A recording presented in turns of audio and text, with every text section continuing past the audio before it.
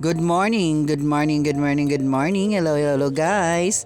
Andito tayo ngayon sa palengke guys. Naghanap kami ng aming mabibili para at saka mga paninda at mga ulam namin ngayong araw na to guys.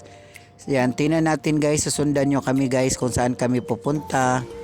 Yan, nandito na kami sa seafoods guys. Namimili kami kung anong mabibili namin ni Modra Bills, ng aking partner in life, partners in crime. Magtitingin na tayo guys ng ating mauulam at paninda namin guys ng aking partners in life. Ayan na guys, mamanatili kaming mag-iikot sa palengke guys kasi hindi po madali ang mamimili guys.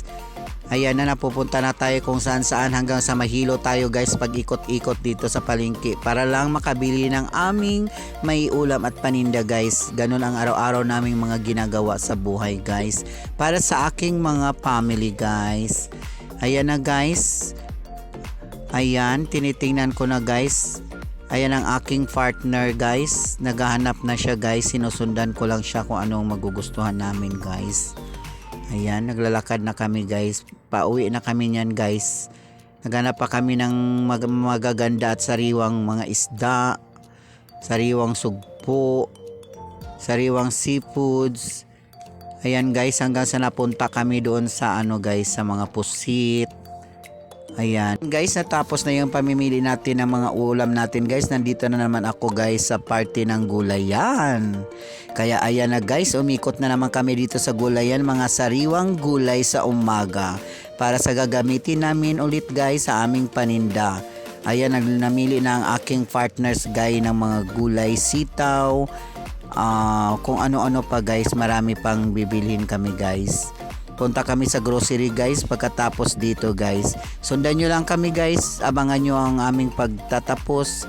At nandito na kami guys. Nag-iikot na kami. Ayan. Sundan nyo lang kami guys.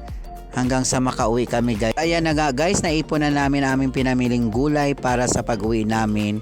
Nagkita na kami ni Mamo guys para sa pag-uwi namin. At ayan na nga guys. Dumating na kami sa bahay namin guys. Yan, sa kaso ko na yung aking mga pinamili guys para sa lulutuin ko mamaya. Ayan na guys, so hugasan natin guys yung aking seaweeds.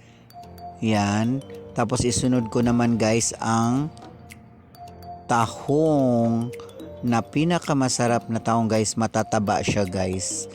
Ayan na guys, banlawan natin, linisin natin mabuti. Ayan na guys, natapos ko na linisin ang lahat ng mga lulutuin ko guys. Nagagayat naman ako ng mga sibuyas, kamatis guys para sa gisa na lang natin guys. Ayan guys, nilagay ko na yung luya para pampabango at aroma ng aking ginigisang mga guys para sa ating seaweeds na tahong guys. Para sumarap siya lalo guys. Ayan, pabanguhin na natin guys. Habang ginigisa natin guys, antayin natin na bumango at lumabas yung aroma niya guys. Bago natin ilagay si tahong para masarap na masarap. Mapapikit tayo sa sarap guys. Ayan guys. Ayan, ilagay na natin guys si tahong. Habang ginigisa natin guys, halo lang tayo. Ayan guys, habang bumabango na guys. Pag mabango na siya guys, pwede niya nang ilagay ang gulay.